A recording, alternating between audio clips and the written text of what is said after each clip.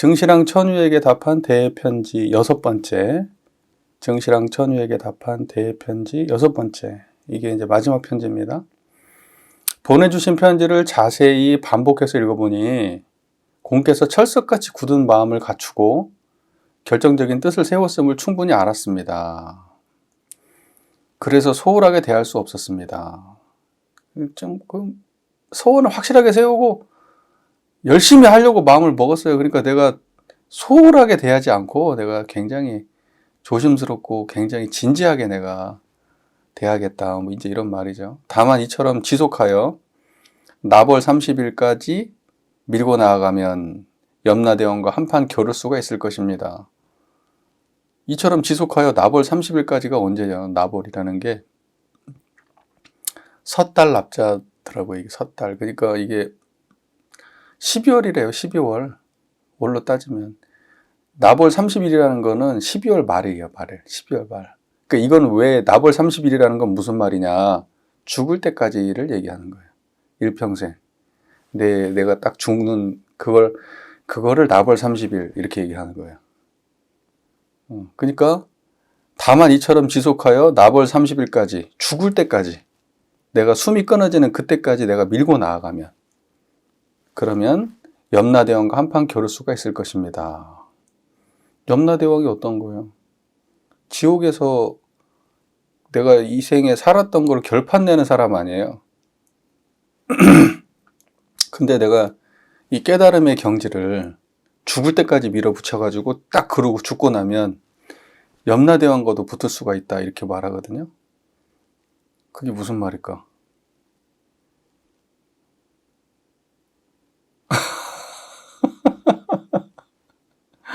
그게 무슨 말일까? 여기다 의미부여를 안 해도 되고 쉽게 말해서 염라대왕이 판결하는 그곳에 내가 염라대왕을 대면을 했어.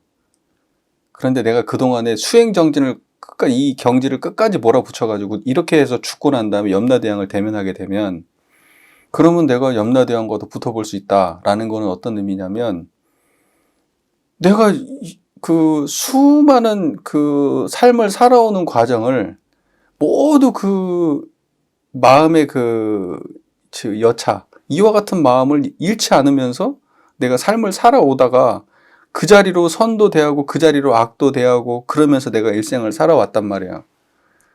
그러면 이렇게 내가 모든 거를 대할 때 청정했으면 그러면 염라대왕한테 가가지고 내가 할 말이 있다 이 말이죠. 그리고 실제로 염라대왕은 내가 어느 경지를 공부했는지 염라대왕도 몰라요. 평생 어느 곳에 힘쓰고 살았는지도 염라대왕은 짐작도 못하는 그러한 삶을 살았기 때문에 염라대왕과 대적해 볼 수 있는 거예요. 염라대왕은 기껏해야 선, 악, 옳고 그름 이제 이런 걸 판단하겠지. 그게 염라대왕의 수준일 거고 이참정이 죽을 때까지 몰아붙였던 거는 그거를 넘어선 경지잖아요. 그런 세간법을 넘어선 경지. 그러니까 염라대왕과 붙어도 염라대왕한테 질 리가 없지. 그런 의미가 아닐까 하는 거예요. 어떻게 알겠어요? 그건 뭐 쓴 사람이 알겠지. 자, 그렇더라도 정문안을 활짝 열고 정문안이라고 하는 거는 정수리에 달린 눈. 정수리에 달린 눈. 정수리는 여기죠, 여기. 맞아요? 여기 정수리죠, 정수리. 이게 정문안. 그러니까 뭐냐면 이건 깨달음의 지혜, 해안, 안목, 깨달음을 얘기하는 거예요. 그 정문안을 활짝 열고 금광왕 보검을 금광암의 그 보검. 그러니까 이건 완전히 강력한 검이에요. 그걸 손에 쥐고 비로자나불의 정수리에 앉는다고 말하지 마십시오. 비로자나불은 뭐예요? 법신불. 법신불의 정수리에 앉았다는 건 어떤 의미일까요? 깨달음의 중심에 앉았다는 말 아닐까요? 그렇게 말하지 마십시오. 저는 일찍이 출세간의 공부를 하는 도반에게 다음과 같이 말했습니다.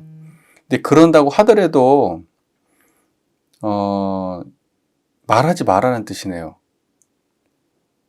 내가 그 일정한 수준에 이르렀다라고 자랑질하지 말란 뜻으로 들리는데, 제가 읽기에는 여러분 어떻게 들리는지 모르겠어요. 그러니까 내가 죽을 때까지 수행을 해가지고 염라대왕과 한판 겨룰 수 있는 그렇다고 하더라도 정문안을 활짝 열고 금강왕 보검을 손에 쥐고 비로자나불에 정수리에 앉는다, 그렇게 말하지 마라.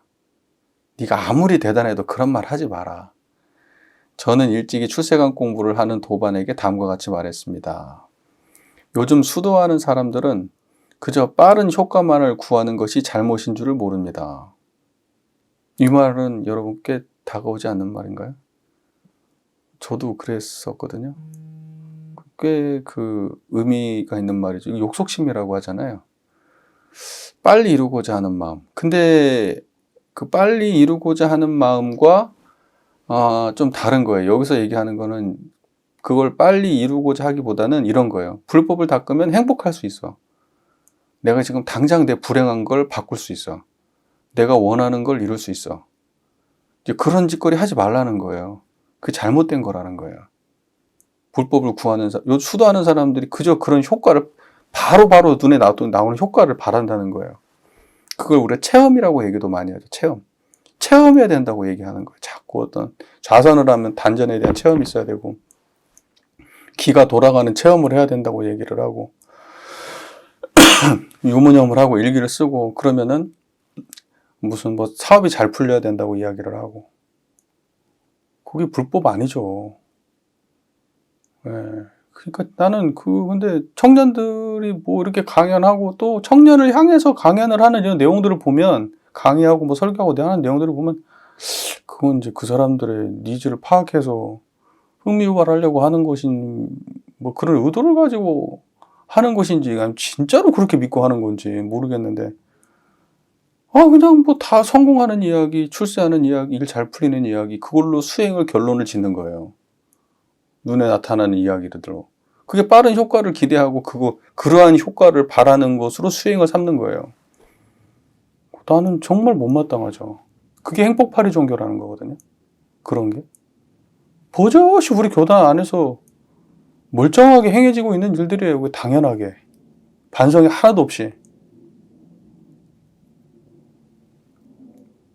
그거에 관해서 내가 또 직접 관여 있는 분들한테 말씀도 하고 그랬는데도 소용이 없더라고. 안면이 없는 게 아니라서. 그렇게 얘기하는 거는 조금 아니지 않냐고 얘기해도 소용이 없어. 열심히 하고 계시니까. 할 말이 없어. 그렇게 하면 안 돼요. 예. 다 죄 짓는 일이에요. 죄 짓는 일. 그러자 그들은 도리어. 보세요. 그러니까 쉽게 말해서, 그렇게 내가 어느 경지에, 그렇게 그 경지를 이루는 것이 단시일 안에 그렇게 이루어지지 않는다. 그러니까 대단하게 내가 비로자나불에 정수리에 앉았다는 둥, 금광한 보검을 손에 쥐었다는 둥, 정문안을 활짝 열었다는 둥, 이딴 소리를 하지 마라. 네가 아무리 열심히 공부했다 그래도 겸손하라. 그렇게 경지가 간단한 게 아니야. 이제 이렇게 말을 한다는 얘기예요. 그러고 난 다음에 출세관 공부를 하는 출세관 공부는 뭐예요? 이 공부하는 사람들이잖아요. 이 불법을 공부하는 사람들이 출세관 공부하는 사람들이잖아요. 그러니까 이 공부하는 사람들한테 자기가 이야기한 거예요. 요즘 수도하는 사람들이 빠른 효과를 구하는 게 잘못된 거다, 그게. 이 맥락이 이해가 되시죠? 그러자 그들은 도리어, 재밌어요. 번뇌가 없고 반연이 없이, 반연이라고 하는 건 경계에 의지하지 않는다는 거예요. 그러니까 잡념 없다는 거예요. 그러니까 번뇌가 없다는 것과 반연이 없다는 건 같은 말이에요. 인연에 의지하지 않는다는 뜻이에요. 반연이라는 거는 의지한다. 대상에 의지하는 걸 반이라고 하고, 거기에 의지함으로써 발생되는 게 반연이에요. 그러니까는 번뇌가 없고 반연이 없이 고요하게 앉아서 참고하며 허송세월하는 것은, 이것은 번뇌 없고 반연 없이 고요하게 앉아서 참고하며 허송세월하는 것은, 이걸 허송세월이라고 표현하고 있는 거예요. 도리어 내가 이렇게 말하니까, 그것은 몇 권의 경전을 읽고 몇 마디의 연부를 하며 부처님 앞에 몇 번이라도 절을 하면서 자주 예불 하고 평소에 지은 죄업을 참회하여 염라대왕이 쥐고 있는 철봉을 벗어나고자 하는 것만 못하다. 그것만 못한 거야 라고 말합니다. 이것은 어리석은 사람들의 행위입니다. 그러니까 이게 맥락이 뭐냐면 빠른 효과를 기대하면서 염불한다고. 염불하면 뭔가 변화가 오고 내 인생이 잘 풀 거라고 생각하고 막 기도하고 절하고 참회하고 그 다음에 열심히 경전 보고 일과 잘 지키고 유무념 체크 잘하고 일기 잘 쓰고 그게 이제 그렇게 하는 거를 공부로 삼는 것이 야, 이 번뇌 없고 반연 없이 고요하게 참고하는 것. 그러니까 다시 말해서 이 경지를 꾸준히 오랜 세월 이 마음자리를 어떠한 것도 욕망하지 않고 뭘 기대하거나 빨리 이루려고 하지 않고 오랜 세월 이 경지를 이렇게 참고하고 이 자리를 지키고 하는 것을 오히려 그네들은 비판하면서 이렇게 말하는 거예요. 그거 하는 것보다는 이거 하는 게 훨씬 나아. 무슨 세월을 보내면서 그런 짓 하고 앉아 있어. 그냥 염불하고 그냥 그렇게 하면 되지. 근데 그것은 어리석은 사람들의 행위다. 이렇게 말해요. 그러니까 이건 하루아침에 되는 문제가 아니고 그러한 특정한 것을 통해서 특정한 무엇을 이루는 공부도 아니라는 거예요. 요즘 도가의 사람들은 완전히 망상심에 빠져서 태양의 전기와 이거 잘 보세요. 저희도 이런 거 했었어요. 훈련 프로그램 돌렸었어요. 그래서 달의 전기를 받는다고 이지랄 하고 했었어요. 저도. 아주 오래전 일이긴 하지만 요즘 도가의 사람들은 완전히 망상심에 빠져가지고 이때 도가는 도교를 얘기하는 것 같아요. 도교. 태양의 전기와 달빛을 생각하며 안개를 마시고 맑은 기운을 삼키면서 이 몸을 세상에 오래 머물게 하며 유형 주세 이 몸을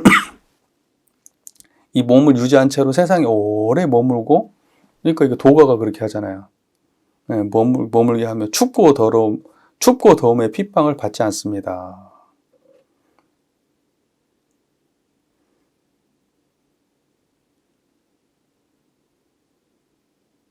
그러니까 이거는 지금 도가의 사람들이 공부한다고 하는 이러한 행위들에 대해서 망상심에 빠져가지고 태양의 전기와 달빛을 막 받는다고 이렇게 태양의 전기를 받는다, 막 달빛을 막 이렇게 받는다, 기운 받는다고 하죠. 기운 받는다. 그리고 좋은 텃자리 막 찾아가면서 기운 받으러 다니고 막 그러죠. 단전에다가 막 기운을 막 주한다고 그러고 그거 막 단전에다가 뭘 막 단련하고 막 그런 거 하고 안개를 맑은 기운을 삼키고 막 더러운 기운을 토해낸다고 그러고 막 예? 맑고 깨끗한 기운을 마시고 더러운 걸 토해낸다고 그러고 예, 삼키면서 이 몸을 세상에 오래 머물게 하며 춥고 더러움에 핍박을 받지 않습니다. 춥고 더움에 핍박을 받지 않습니다. 네. 하물며 이 마음과 생각을 돌이켜 그 사람들도 그렇게 하면서 춥고 더움에 핍박을 받지 않는데 하물며 이 마음과 생각을 돌이켜 완전히 반야에만 얽매어 둔다면 어떻겠습니까? 이 무슨 말일까? 과거 성인들이 분명히 말했습니다. 비유하면 파리가 어디에나 앉을 수 있어도 결코 불꽃 위에는 앉을 수가 없다. 중생도 또한 그러해서 온갖 곳에 반연을 지을 수 있어도 결코 반야와 인연 지을 수가 없다. 이 말은 그거네요. 반야에 하물며 그러한 사람들도 그러한 공덕이 있는데 그렇게 예를 들면 도가의 사람들이 망상심에 빠져가지고 태양의 전기를 받고 달빛을 생각하고 안개를 마시고 맑은 기운을 삼키면서 이 세상에 오래 머물게 하고 그런 사람들도 춥고 더움의 핍박을 받지 않는데 춥고 더움으로부터 벗어나고 그것이 공덕이 없지 않다는 거죠.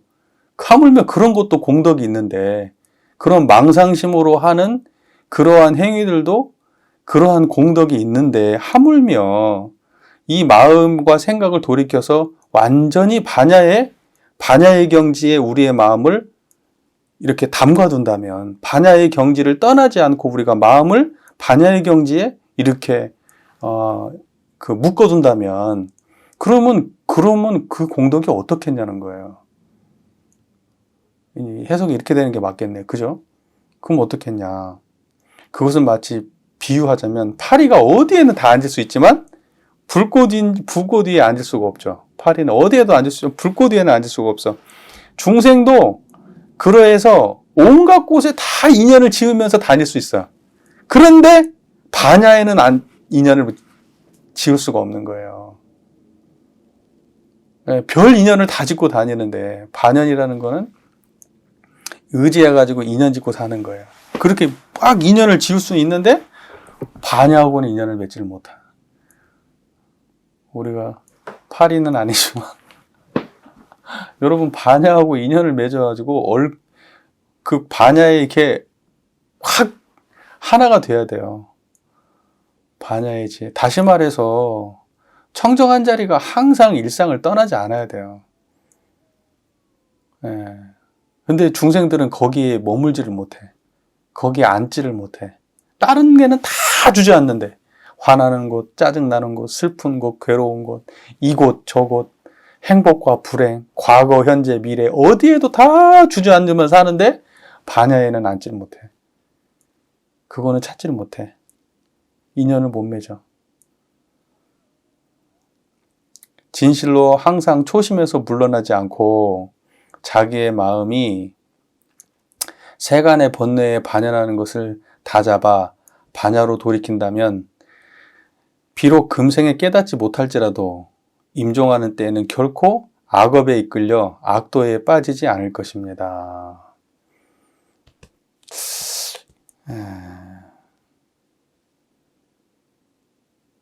금생에 깨닫지 못하더라도 악도에는 떨어지지 않는다. 내가 그렇게 열심히 정진만 해도.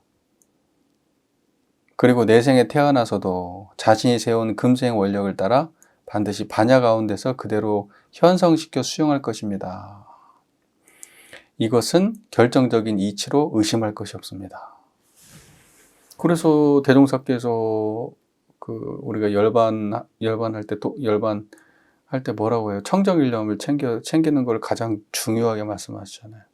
청정일념을 챙기고 가.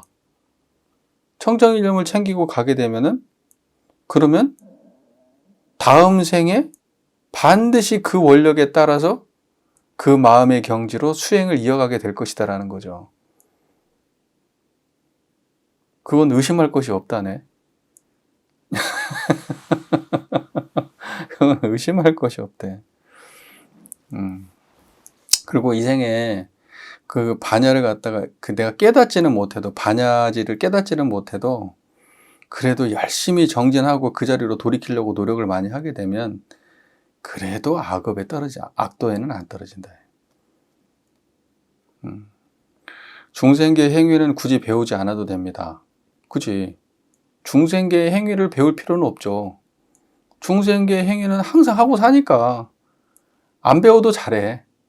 중생계 행위는 까마득한 옛날부터 익힌 습성이 익숙하고 나아갈 길도 익숙하기 때문에 저절로 그것을 취하게 되고 일상에서 그 근원을 만나게 되기에 우선 밀쳐두어야 합니다. 그러니까 뭐예요? 중생계의 행위는 중생계에서 그 훌륭한 행위 있잖아요.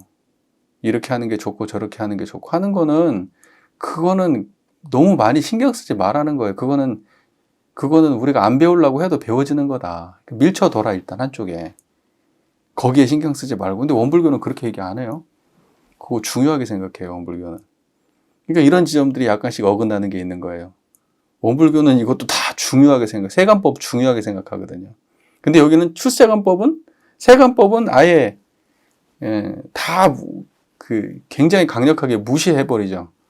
아예 무관심, 무시. 그 밀쳐두라고 해요. 이에 상대적으로 출세간의 반야를 닦는 마음은 까마득한 옛날부터 등지고 있었기에 그죠? 출세간의 반야는 까마득한 옛날부터 등지고 있었잖아. 우리가 알았던 적이 없어. 굉장히 오래전부터.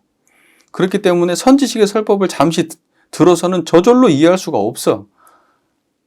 익숙하지도 않고 잘 모르겠고 당연한 거야. 왜? 거기에 신경 안 쓰고 살았어. 출세관법에 대해서는. 반드시 결정지를 세워 반야로서 주제를 지어야지. 결정지라는 거는 내가 마음을 딱 정한다는 거예요. 반드시 결단을 내려가지고 마음을 정한 거예요. 그래서 반야로서 주제를 지어야지 결코 세간의 일과 양립하지 않도록 하십시오. 세간하고 동시에 세울 수는 없는 거예요. 출세간은 세간은 저쪽에 버려두고 그거는 이미 안 해도 익숙한 거고 잘하니까. 그거는 학습 안 하려고 해도 학습이 되는 거니까. 인식하지 않으려고 해도 인식이 되는 거니까. 그러니까 여러분 기분 나쁘고 짜증나고 하는 건 잘 알잖아요. 그거는 쉽게 알지 그냥. 그런데 이거는 모르잖아. 그러니까 이 모르는 여기에 집중하라는 거예요. 마음을 굳게 세워가지고. 이러한 상황에서 만약 반야심이 더욱 깊어지면 세간의 일을 물리치지 않더라도 모든 사마 외도는 저절로 항복할 것입니다. 반야의 경지가 일상을 차지하는 비중이 계속 높아지잖아요. 다시 말해서 청정한 게 일상을 점유하는 그런 시간과 농도가 짙어지면 청정한 이 일원상의 경지가 일상에서 농도가 짙어지면 그러면 세간의 일은 억지로 무리치려고 노력하지 않아도 자연스럽게 사마 외도가 저절로 항복이 된다는 거예요. 저절로 항복된대요. 그러므로 아직 낯선 것은 익숙하게 하고 익숙한 것은 생소하게 만드는 것은 바로 이것을 위한 것입니다. 낯선 것은 뭐예요? 반야지가 낯선 거예요. 이거는 우리가 안 만나왔던 거니까. 이 낯선 반야지에 대해서 그걸 익숙하게 만들고 그리고 익숙한 거는 뭐예요? 오만 세간법들이에요. 그것은 생소하게 만들어야 돼. 그러니까 반야지를 익숙하게 하고 세간에 있는 수많은 것들은 그건 익숙하지 않도록 만드는 것, 생소하게 만드는 것. 그것이 수행이라는 거죠. 그것이 수행이라는 거죠. 일상에서 공부하는 곳에서 파병을 잡아서 칼을 안전하게 쥐는 손잡이, 칼 손잡이예요. 일상에서 공부하는 곳에서 파병을 잡아서 점차 힘을 내려놓을 때가 바로 힘을 얻는 것임을 깨닫게 될 것입니다. 일상에서 공부하는 곳에서 이 파병을 잡는다는 것은 지금 이 반야지를 붙든다는 뜻이에요. 그 경지를 갖다가 자각한다는 뜻이에요. 그렇게 해가지고 점점 이것에 대해서 능이 나서 이것을 강하게 붙들지 않고 내려놔도 문제되지 않는 것. 점차 힘을 내려놓을 때가 그럴 때가 바로 힘을 얻는 거라는 거예요. 이 말 이해가 잘 되세요? 그러니까 처음에는 칼자루를 세게 쥐어야 되는데 반야지를 갖다가 익숙하게 그러다가 익숙해지면 이제 점점 힘이 빠질 거 아니에요. 그러면 그게 지금 힘을 얻고 있는 거라고. 우리가 집심, 관심, 무심, 능심 얘기하잖아요. 그러니까 그 마음을 갖다가 처음에는 강하게 파병을 강하게 잡아 손잡이를 강하게 잡다가 그 다음에는 점점 힘을 빼. 그러면 힘이 생기는 거라고. 그게. 지금 설명이 이해가 잘 됐어요? 이제 원불교에서 그러니까 결과적으로는 뭐냐면 여기에서는 세간법보다는 출세간법의 비중을 완전히 실어서 공부를 해야 된다. 근데 사실 이 말이 틀린 말은 아니지. 나도 항상 이렇게 생각해 왔거든요. 세간법은 힘쓸 게 없어. 근데 사람들이 왜 자꾸 앗경계다 하면서 생각을 만나려고 해? 그 경계를 만나는 거는 누구나 하는 일이에요. 노력하지 않아도 다 해. 사람들에게 물어봐서 너 기분이 어땠어? 그러면 기분 다 알아. 짜증났어요? 화났어요? 기뻤어요? 애도 알아. 그런 거는 다. 근데 자꾸 경계 만나가지고 경계 옮기는 공부만 해. 근데 그런 거는 여기서 이런 성가에서는 아예 취급 자체를 안 해요. 아예. 그런 거는 시작부터 그냥 아예 그냥 그런 거는 아예 그런 거는 뭐 깨달음하고 아무 관계없는 불법이 전혀 아닌 그리고 그 중에서 좋은 거 찾는 거 아니에요. 행복한 거 찾는 거고 훌륭한 거 찾는 거 아니에요. 예, 그럼 그쪽에 노예가 되는 거지 또. 그건 또 다른 번뇌의 또 씨앗이 되는 거고. 그러니까 아예 논의를 안 하는 거야. 그거는. 그리고 철저하게 출세관법만 얘기하는 거예요. 근데 원불교는 그 양단을 한쪽도 놓치지 않는 입장에 서 있는 입장이라 사람들이 가까운 쪽을 먼저 만나는 거예요. 항상. 상당 불편한 쪽을 만나서 그 불편한 쪽이 쉬워질 때까지 해야 되는데 여기에 말하는 파병을 잡아서 점차 힘을 내려놓을 때까지 그걸 가야 되는데 그거를 아예 그거 쪽은 아예 비율적으로 따지면 진짜 0.1%도 안 하는 것 같아. 예. 왜냐면 그거는 아예 자각도 못 하고 할 생각도 안 하고. 그래서 원래는 결국은 두 개가 함께 가야 되죠. 원래는 영육상전, 이사병행, 뭐 동정, 불법시 생활, 생활시 불법하면서 원불교는 사실 세간을 절대 등지는 법이 없어요. 세간법을 중요하게 생각해 원불교는. 그런데 한마디로 그런데 문제는 뭐냐면 세간법에 떨어져 버렸다는 거예요. 세간법에 떨어져 버렸다는 거예요. 지금 그게 우리가 교단에서 심각하게 느껴야 될 지점이에요. 여러분 스스로도 고민해 보시고 교단에서 나오는 수많은 메시지들 그걸 갖다가 잘 판단해 보세요. 이게 과연 세간법에 머물러 있는 얘기인지 유상과 무상 중에서 유상에 대한 어떤 그러한 비중이 과연 우리 교단에 진짜 있는 것인지 한번 깊이 한번 반성을 해보셨으면 좋겠어요. 그래야 우리 교단이 지금 어느 쪽에 비어 있는지를 알 것이고 어느 쪽에 힘을 써야 되는지 지금 그게 드러나게 될 거예요. 그리고 우리는 지금 우리 교단이 빈 곳을 메꾸려고 노력하고 있고요. 이해가 잘 되시죠? 이 정도 하죠.